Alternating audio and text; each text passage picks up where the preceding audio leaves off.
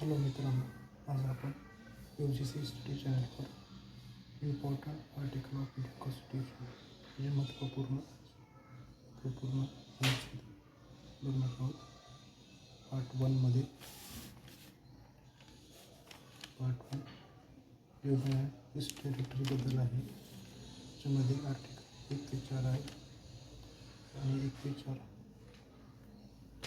4 आर्टिकलमध्ये 2 आणि 3 आर्टिकल महत्त्वाचे आहे. 2 आणि 3 हे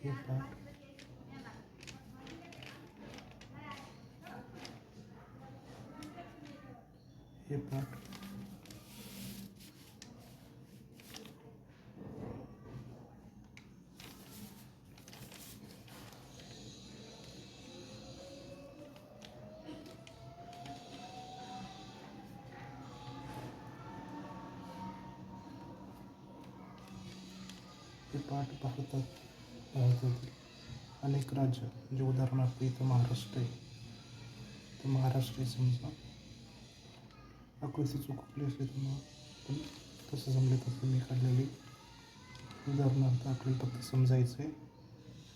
इथं महाराष्ट्र स्टेट आहे, तर महाराष्ट्र स्टेट ही कोणाकोणासोबत बाउंड्री लागते? गुजरातसोबत, मध्य प्रदेशसोबत, छत्तीसगडसोबत, खाली तर गोवा, तर कर्नाटक आणि अशा महाराष्ट्राच्या जवळजवळच्या राज्यासोबत बाउंड्री लागते. हे पार्ट 1मध्ये युनियन टेरिटरी आणि ईस्ट टेरिटरी या भागामध्ये दिलेले आहे. म्हणजे आर्टिकल 1मध्ये Bharat, India that is Bharat, आणि सेकंड आर्टिकलमध्ये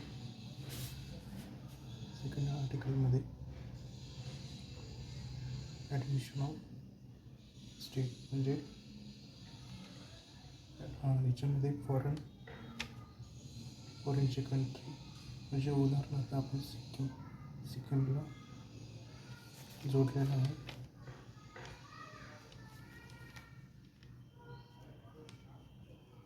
सिक्कीमला आपण जोडलेलं आहे. हे सिक्कीम आपलं स्वतःचं राज्य होतं, हे विदेशी राज्य होतं. आपण नंतर जोडवण्यात आलेलं आहे. आणि अनुच्छेद 2 आणि 3 नंतर वर्तमान राज्यामध्ये परिवर्तन, म्हणजे उदाहरणार्थ आपण तर महाराष्ट्र आणि विदर्भ याच्यामध्ये हे आर्टिकल यूज होतं. विदर्भ वेगळं करायचं असलं तर अनुच्छेद 3 आर्टिकल यूज होतो. आणि 4 संसदला आर्टिकल 4 संसदला पॉवर देतं. हे याला साधारण बहुमत पासून पारित करून राज्य परिवर्तन किंवा विदेशी राज्यांना मिळवणं हे संसद 4 अनुच्छेद 4 अंतर्गत करते. पार्ट 2 हे इथं मागं बघितलं गेलं. पार्ट 1मध्ये हे सांगितलं की आर्टिकल 2 आणि 3 हे महत्त्वाचे, म्हणजे इम्पॉर्टंट आर्टिकल आहे. तसे बी सगळेच आर्टिकल इम्पॉर्टंट आहे, तर मेन इम्पॉर्टंट आर्टिकल सांगतो. आणि सिटिझनशिपमध्ये आर्टिकल 5 ते 11 याच्यामध्ये भारतात सुरुवातीला सिटिझनशिप प्रारंभिक, म्हणजे सुरुवातीला नागरिकत्व असे 6, 7 आणि 8, म्हणजे 6 हे पाकिस्तानातून भारतात येणाऱ्यांसाठी आणि 7 भारतातून पाकिस्तानमध्ये जाणाऱ्यांसाठी, 8 8 8 आणि 9 आणि 10 हे महत्त्वाचे आर्टिकल आहे अभ्यासानुसार.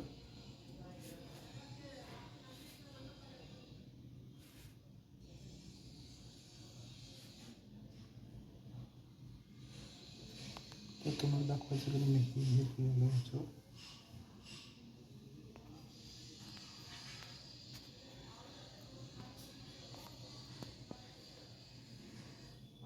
आणि तुम्हाला बाकीचे यूट्यूब चॅनलवर दिसलं असेल की या लिस्टमध्ये हे मी दिलेला नंबर नसेल तर मी फक्त अभ्यासातून हे तुम्हाला सांगतो आहे. म्हणजे कोणाची कॉपी नाही करत आहे. तर सगळ्यांनी विश्वास ठेवा. UGC स्टडी चॅनल तुम्हाला युजफुल कंटेंट देईल. मग स्वतः अभ्यास करून तुम्हाला हे कंटेंट देतो आहे. आणि पार्ट 3मध्ये आपण बघणार फंडामेंटल राईट. त्याच्यामध्ये अनुच्छेद 1235 12 सांगतो राज्याची परिभाषा. म्हणजे राज्य. फंडामेंटल कानून म्हणजे मूलभूत अधिकार म्हणजे राज्य म्हणजे केंद्र सरकार कोणतेही कानून बनवण्यामध्ये राज्याला धरून आणि नागरिकांना धरून कानून बनवणे. 13मध्ये जर चुकीचे कानून बनवल्यावर ते कॅन्सल होईल अशी अनुच्छेद 13 सांगतो. 14 ते 18 समानतेचा अधिकार सांगतो. आणि 19 ते 22 स्वतंत्र म्हणजे फ्रीडम म्हणजे आपल्याला एका जागेकडून दुसऱ्या जागेकडे जाण्याचा अधिकार, स्वतःची गोष्ट मांडण्याचा अधिकार आणि आपल्याला वकील आपण कुठं चुकीच्या मार्गाने जेलला गेल्यावर आपल्याला अनुच्छेद 22मध्ये आपल्याला वकील नेमण्याचा अधिकार. हे सगळं स्वातंत्र्याच्या अधिकारमध्ये. आणि 23 ते 24 आपल्याला कोणत्या शोषणाविरुद्धचे अधिकार ह्याच्यामध्ये म्हणजे कोणत्याही 6 ते 17 वर्ष किंवा लहान मुलांना फ्री एज्युकेशन आणि गलत कामामध्ये नाही लावणार हे अनुच्छेद 23-24 सांगतो. आणि 25 ते 28मध्ये धार्मिक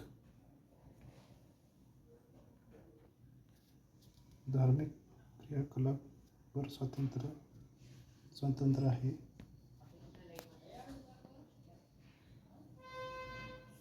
आणि 29 आणि 30मध्ये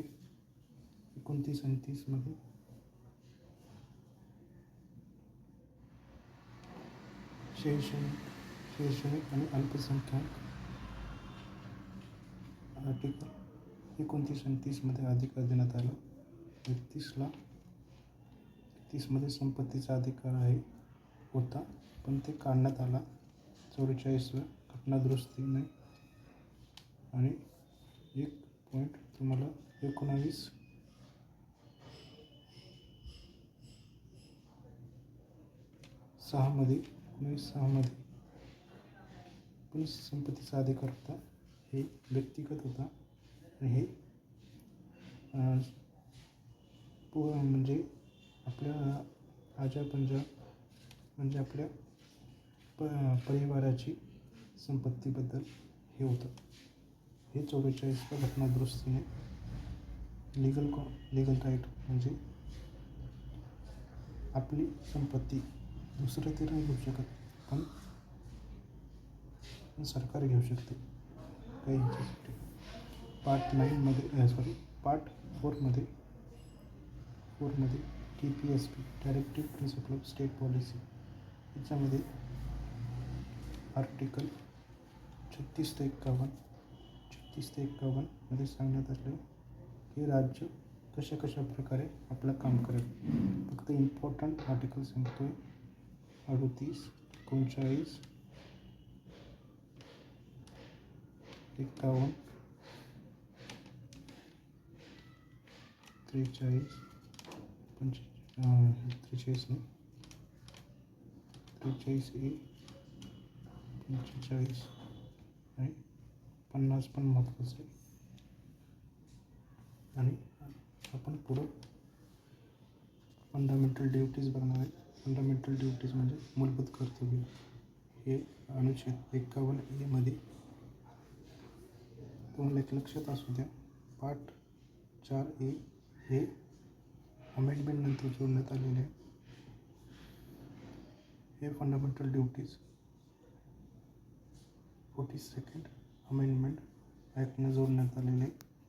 म्हणजे याच्यामध्ये संविधान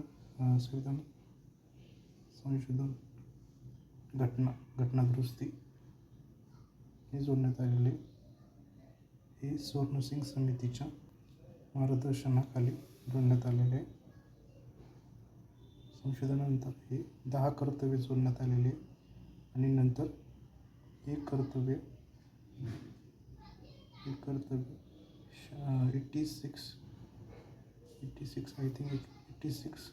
कॉन्स्टिट्यूशन अमेंडमेंटने जोडण्यात आलेले. हे फंडामेंटल राईट तुम्ही नक्की वाचा. तुम्हाला हे फंडामेंटल ड्युटीज कुठे भेटेल तर महाराष्ट्र स्टेट बोर्डच्या कोणतं बी बुक्स तुम्ही चेक करा. स्टार्टिंग पेजपासून ते फर्स्ट चॅप्टरमध्ये तुम्हाला भेटून जाईल. पार्ट 5मध्ये युनियनमध्ये आर्टिकल 52 ते 151 त्याच्यामध्ये आपल्या राष्ट्रपती, प्रधानमंत्री, राज्याचे महान्यायवादी, कॅग बदल आहे. हे अनुच्छेद सगळेच महत्त्वाचे, ऑल इम्पॉर्टंट. आणि पार्ट 6मध्ये स्टेट आर्टिकल 152 ते 237 याच्यामध्ये आहे. ते तुम्ही एक लक्षात ठेवा की ह्या स्टेटच्या आर्टिकलमध्ये राज्यपाल, मुख्यमंत्री, राज्याचे महाधिवक्ता आणि महत्त्वाचे आर्टिकल याच्यामध्ये येते.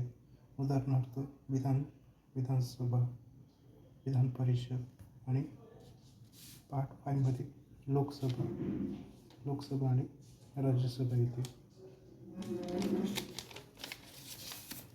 पुढे बघू आपण पार्ट 7मध्ये the state in part B of the first schedule. म्हणजे हे पार्ट बी साठी होतं. 238 हे रिपेल म्हणजे एक वर्ड तुम्ही लक्षात ठेवा. हे वर्ड तिथं आलं तर ते रद्द केलेलं आर्टिकल असतं. लक्षात ठेवा, रद्द झालेलं असतं ते आर्टिकल. रिपील वर्ड तिथं आलेलं असतं, तिथं आर्टिकल रद्द झालेलं असतं. पार्ट 8 आपण बघू. युनियन टेरिटरीज म्हणजे केंद्रशासित प्रदेश. हे अनुच्छेद 239 ते 242 मध्ये येतं. आणि ह्याच्यामध्ये केंद्रशासित प्रदेशासाठी मुख्य तरतूद असते. म्हणजे त्यांचे क्षेत्रफळ, म्हणजे काय कर्तव्य करणार, त्यांच्या इथं विधानसभा असणार, त्यांच्याकडे पॉवर किती असणार. केंद्रशासित प्रदेश म्हणजे तिथला कारभार राष्ट्रपती बघतात. आणि आपण पुढे बघू पार्ट 9 पार्ट 9 हे पंचायतीसाठी असते. 243 ते 243 ओ 243 ओ असतं याच्यामध्ये.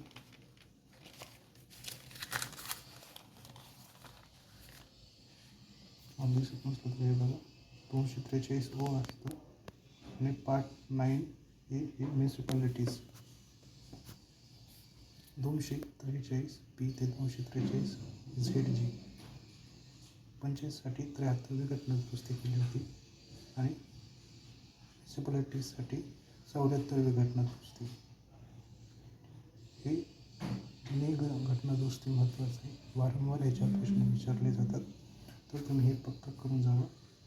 तुम्हाला तुमच्या एक्झामसाठी हे महत्त्वाचं आहे. पार्ट 9B हे कॉर्पोरेटिव्ह सोसायटी सहकारी समित्यांसाठी आहे.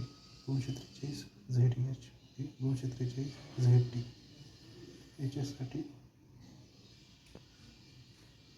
97 घटना दुरुस्ती केलेली आहे.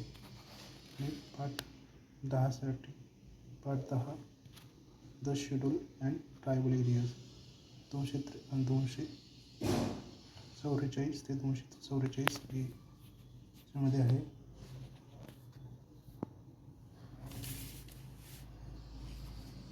तुम्ही एक लक्षात ठेवा, पंचायत त्यामध्ये ग्रामसभा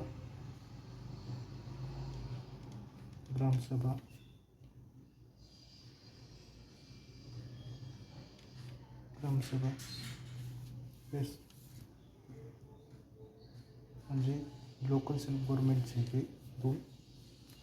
पार्ट 9 आणि पार्ट 9B हे लोकल सेल्फ गव्हर्नमेंटवर. आणि तुम्हाला एक प्रश्न विचारल्यावर लोकल सेल्फ गव्हर्नमेंटचे फादर कोण आहे, तर Lord Ripon. Part 11 relation between the union and the state 245 ते 263. याच्यामध्ये स्टेट आणि सेंट्रल यांचे रिलेशन काय काय असणार, म्हणजे त्यांच्यामध्ये व्यवहार काय काय असणार. पार्ट 9मध्ये तुम्हाला एक लक्षात असू द्या, कॉन्टिजेस फंड म्हणजे संचित निधी हे सगळं पार्ट 11मध्ये येतं. आणि पार्ट 12मध्ये पुढं वाचू, finance, property, contract and suits.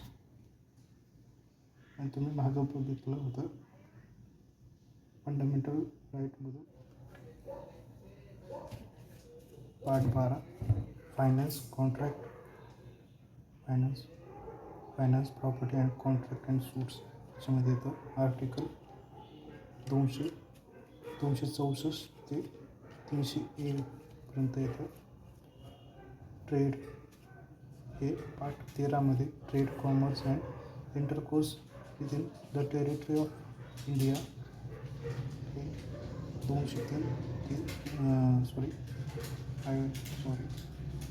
301 ते 307 ह्याच्यामध्ये आर्टिकल येतं. म्हणजे भारतामध्ये ट्रेड, कॉमर्स कशा प्रकारे चालेल हे पार्ट 13मध्ये येईल. आणि पार्ट 12मध्ये finance, property, contract and suit ज्यामध्ये भारत काय काम करेल, कशा प्रकारे काम करेल. आणि पार्ट 12मध्ये महत्त्वाचं पॉईंट ते लीगल राईट किंवा फंडामेंटल राईटमध्ये बघितलेलं आर्टिकल 30 हे ह्याच भागामध्ये आर्टिकल 300A म्हणून आलेलं आहे. आणि तुम्ही एक लक्षात असू द्या, पार्ट 12मध्ये आपण संचित निधी पण बघणार आहोत. त्याच्यामध्ये आहे, तुम्ही पूर्ण आर्टिकल तुम्ही एकदा चेक करा. आणि हे तुमचा होमवर्क आहे, तुम्ही नक्की बघा. आपण पुढं बघू पार्ट 14 कशा पद्धतीने.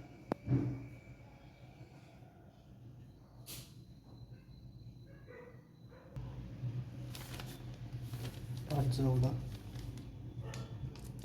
हे service under the union and state म्हणजे अशा सर्व्हिसेस ते केंद्र सरकार आणि स्टेट सरकारच्या अंडर राहील. म्हणजे याच्यामध्ये तुमची ड्रीम पोस्ट आहे IAS. IAS हे सेंट्रल काढतं. म्हणजे याच्यामध्ये सेंट्रल म्हणजे UPSC मध्ये पेपर घेते. हे IAS पद हे आर्टिकल 308 ते 323 अंतर्गत कसं आहे. आणि तुम्ही हे आर्टिकल नक्की वाचा. तुमचा होमवर्क आहे. आय रिपीट, पार्ट 14A हे ट्रिब्युनल्स म्हणजे प्राधिकरण याच्यामध्ये आहे. आर्टिकल 323 हे ते 323B याच्यामध्ये उदाहरणार्थ आपले महाराष्ट्रामध्ये मॅट आहेत. महाराष्ट्र ॲडमिनिस्ट्रेटिव्ह ट्रिब्युनल म्हणजे कॅट आहे. सेंट्रल ॲडमिनिस्ट्रेटिव्ह ट्रिब्युनल हे सगळे ह्या पार्ट अंतर्गतच येतात. पार्ट 14A अंतर्गत. आणि आपण पुढे बघू इलेक्शन कमिशन 324 ते 329A. तर तुम्ही तुमच्या निवडणुकीमध्ये पार्ट घेतलाच असेल, जे सहभागी झालेच असेल, तर उदाहरणार्थ लोकसभेचे इलेक्शन, विधानसभेचे इलेक्शन हे सगळं इलेक्शन कमिशन आयोजित करतं म्हणजे कंडक्ट करतं. आणि कोणती चुकीची पद्धत होऊ नये, कोणावर अन्याय होऊ नये, खोटे मत पडू नये, हे इलेक्शन कमिशनचं काम आहे. आणि एक तुम्हाला रिमार्क याच्यासाठी की पंचायत, म्युन्सिपालिटीज, जिल्हा परिषद हे या सगळ्यांची इलेक्शन स्टेट इलेक्शन कमिशन घेते. हे पार्ट 9 आणि पार्ट 9A याच्यामध्ये सेपरेट आर्टिकल आहे. ते तुम्ही त्याच्यामध्ये पंचायत सेपरेट आर्टिकल आहे. तुम्ही ते चेक करा. स्टेट इलेक्शन कमिशन त्याच्यावर निवडणूक घेते. पार्ट 16 म्हणजे part 16 special provision related to certain classes. Article 330 342 याच्यामध्ये स्पेशल क्लासेससाठी म्हणजे उदाहरणार्थ बॅकवर्ड क्लास, EWS, SC हे सगळं या भाग 16 देण्यात आलेलं आहे. काय का त्यांचे नाम राहील म्हणजे national backward class national schedule caste हे सगळे याच आर्टिकलने बनलेलं आहे. याच भागामधल्या आर्टिकलने बनलेलं आहे. भाग 17 ऑफिशियल लँग्वेज. आर्टिकल 343 351 याच्यामध्ये कोणत्या राज्याची ऑफिशियल लँग्वेज काय आहे. तर उदाहरणार्थ महाराष्ट्राची ऑफिशियल लँग्वेज मराठी आहे.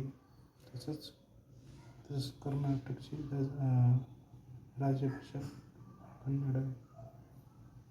तसेच अनेक भाषा आहे हे या ऑफिशियल लँग्वेजमध्ये दिलेले आहे.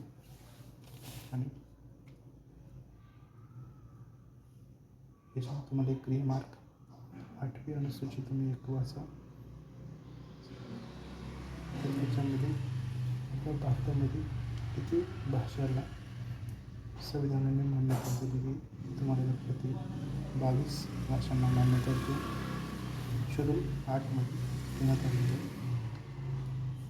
पार्ट 18 इमर्जन्सी प्रोव्हिजन 352 ते 360. तर तुम्हाला याच्यामध्ये 352 ते 360 हे इमर्जन्सी प्रोव्हिजन वाचायचे म्हणजे आपत्कालीन पद्धती म्हणजे उदाहरणार्थ राष्ट्रीय आपत, पूर्ण भारत बंद राहील. ह्या आर्टिकल 352 यूज केल्यावर केंद्र सरकारने हे मंत्रिमंडळाच्या शिफारशीनुसार पास होतं. आणि तुम्हाला ह्यासाठी डिटेल व्हिडिओ पाहिजे असलं तर तुम्ही कमेंटमध्ये यस टाईप करा, मला समजून जाईल. पार्ट 19 मिसलेनियसमध्ये 361 ते 367 हे आपण वाचणार आहे. ह्याच्यामध्ये तर समजा कोणतं राज्य त्याचं काम नीट करत नसेल, केंद्र सरकारची गोष्ट ऐकत नसेल, तर हे पार्ट 19मध्ये काय तरतूद करायची ते सगळं पार्ट 19मध्ये देण्यात आलेलं आहे. पार्ट 20मध्ये amendment of the constitution article 368. तर आपण आत्ताच बघितलं लिगल राईट म्हणजे संपत्तीचा अधिकार कसं अमेंड करून सगळ्या लोकांकडून अमेंडमेंट करून संपत्ती ही लिगल राईट म्हणजे कोणता व्यक्ती आपल्याकडून आपली संपत्ती नाही घेऊ शकत, पण सरकार आपल्याला मोबदला देऊन आपली संपत्ती हिरावून घेऊ शकते. हे पार्ट 20मध्ये देण्यात आलेलं आहे. म्हणजे हे पार्ट 20 आवड देतं की पार्लमेंटला की तुम्ही अमेंडमेंट करू शकता संविधानामध्ये 368 अंतर्गत. आता पुढं पार्ट 21 बघणार आहोत. Temporary transitional and special provision. याच्यामध्ये 369 ते 392. आपण एक लक्षात असू द्या तुम्हाला, आपला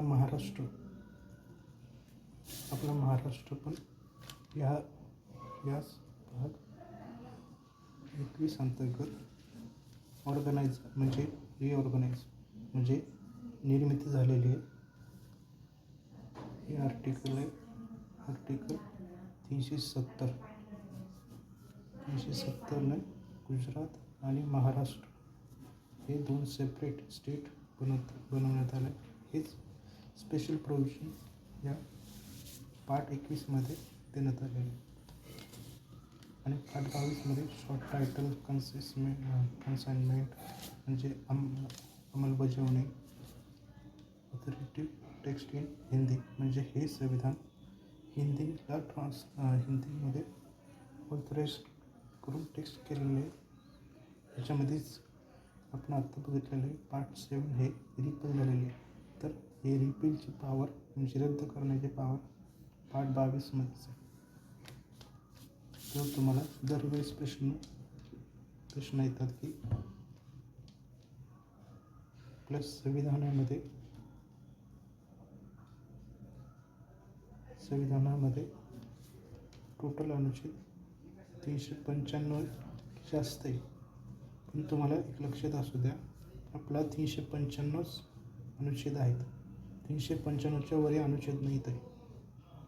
आपण संशोधन करून ही संख्या वाढू नाही शकत. पण याच्यामध्ये तर समजा 243 आहे, 243 ABCD असं करू शकतो. पण ही संख्या नाही चेंज होत, फक्त अल्फाबेट चेंज होतो. असंच आपल्याला संविधानामध्ये देण्यात आलेली. आपण ही संख्या पुढे नाही नेऊ शकत, पण आपण AB अनुसार आपण फक्त करू शकतो.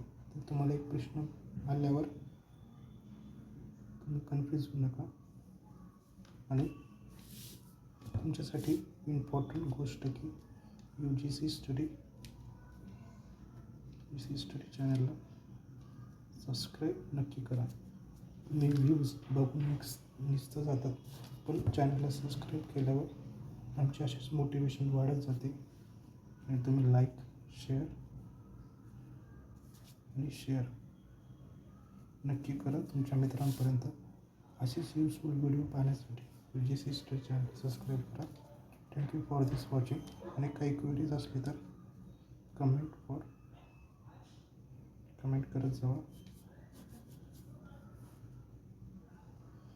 आणि मला नवीन व्हिडिओ कशावर पाहिजे हे पण कमेंट करून सांगा.